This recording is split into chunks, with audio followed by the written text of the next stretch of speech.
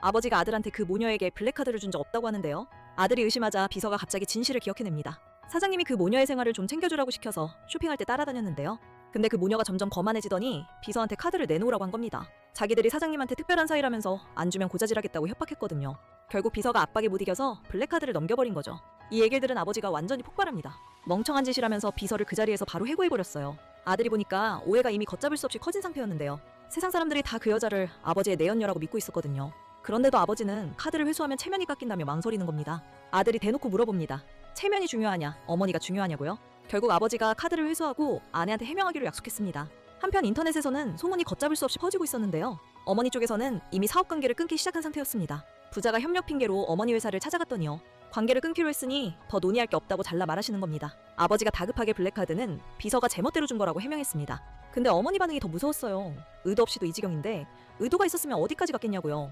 아들 눈치를 보고 아버지가 자기가 잘못했다고 인정하더니요. 첫사랑을 더 이상 돕지 않겠다며 용서를 빌었습니다. 진심 어린 사과에 어머니도 마음이 좀 풀리려던 참이었는데요. 바로 그 순간 어머니 비서가 급하게 뛰어들어옵니다. 인터넷에서 어머니를 향한 공격이 시작됐다는 보고였거든요. 남편 회사 계정들이 어머니가 내연녀 출신이고 재산 노리고 결혼했다고 퍼뜨리고 있었습니다. 어머니 쪽에서는 남편 회사 마케팅팀이 조직적으로 공격하는 거라고 판단했죠. 사과하러 왔으면서 이게 태도냐며 비서한테 당장 내보내라고 하셨습니다. 쫓겨난 아들이 바로 조사를 지시합니다. 감히 자기 아내와 장모를 모함하다니 절대 가만두지 않겠다면서요. 마케팅 부장이 팀원들을 전부 불러 모아서 누가 그런 글을 올렸냐고 추궁하는데요. 바로 그때 첫사랑의 딸이 자기가 했다고 나서는 겁니다. 부장은 그 애가 사장님이 넣어준 사람이라는 걸 알고 있었거든요.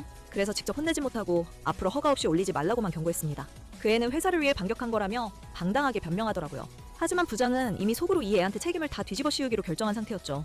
아들이 진상을 파악하자마자 즉시 해고를 명령합니다. 그 애를 감싸는 사람도 같이 잘리게 될 거라고 경고했어요. 아니 근데요, 이 애가 동료들한테 자기는 사장님이 넣어준 거라 아무도 못 건드린다고 자랑하고 있었거든요. 그 다음 순간 부장이 다가와서 해고 통보를 합니다. 받아들일 수 없다며 엄마 얘기를 꺼내는데요. 부장은 오후 전에 짐 싸서 나가라고만 하고 돌아서 버렸습니다.